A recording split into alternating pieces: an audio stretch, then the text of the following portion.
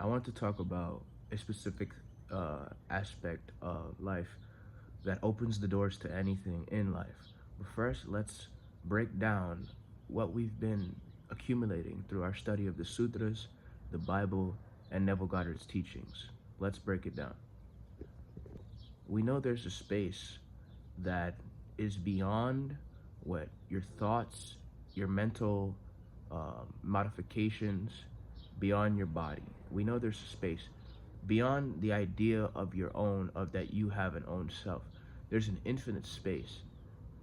That in that infinite space is infinite knowledge and uh, infinite bliss. Infinite, you can't comprehend it. It's not something that you can logically comprehend with your mind. We know that that space exists. We know that if you're in that space and you place the idea in that space, when you're in that space, the canvas is cleared. And we know that when you're in that space and you place a desired outcome, an identity in that space, that identity manifests itself. But how exactly do you open up these doors? How do you get to the infinite space? How do you get to the desired outcome? Well, the key that God gave you, life gave you, is your ability to pay attention. Your ability to pay attention is the key that opens up any single door inside the universe. If you pay just enough attention to anything in the universe, the door will open. That is the key. God gave you the ability to pay attention. That is the key. The better you can pay attention to life, the more you'll understand the truth of life. If you can't pay attention, then the truth of life fades. That's just what it is at the end of the day. Let's break it down. When you are sleeping, you are unconscious. There is no life. When you're sleeping, there is no life. There's probably there's no life, right? But when you wake up, that's when life starts. So when you're awake, life is here. Now you pay attention to life. But some people are half asleep, meaning they can see the physical reality, but they can't see life in its totality, what life truly is, because they are half asleep by the thought fluctuations in their mind. That's essentially what's happening. By all their identifications, they're not paying attention to the true essence of life. Their ability to their attention is constantly moving from left to right, here, there, in order. They're not able to pay attention to one thing for a prolonged period of time where the door will open up in that thing. So, in order to get anything, or to understand anything, or to know anything in life, you have to have the ability to have an all-encompassing attention, right? To be fully absorbed in an object.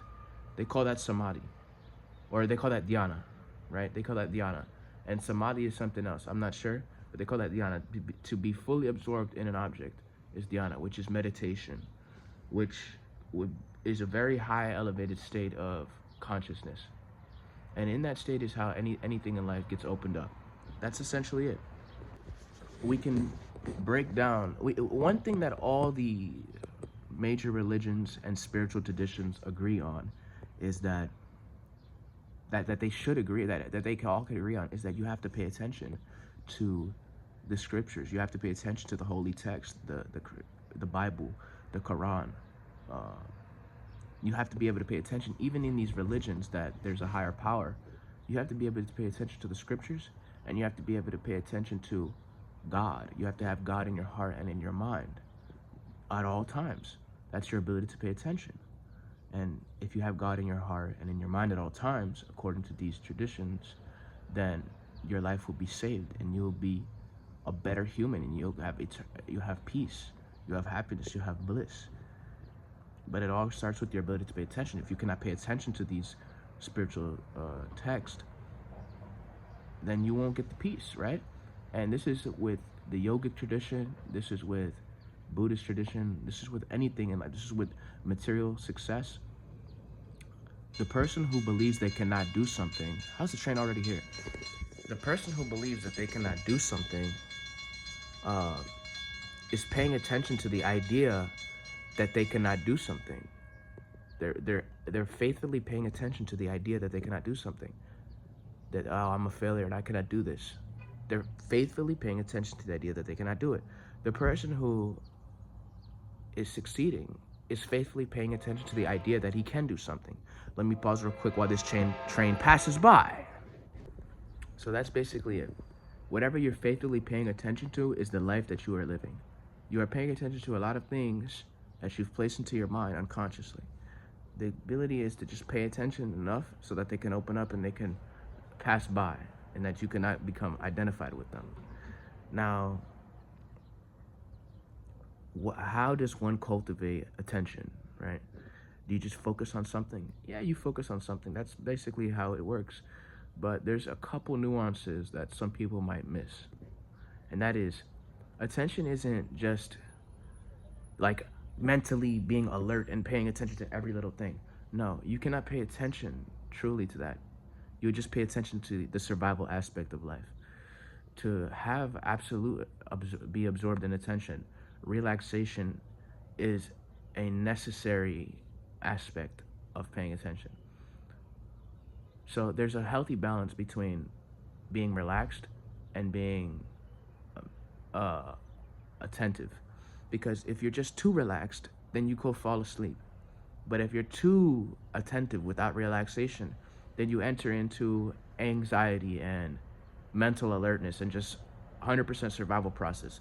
So there's an ability to be relaxed. The ability to be relaxed.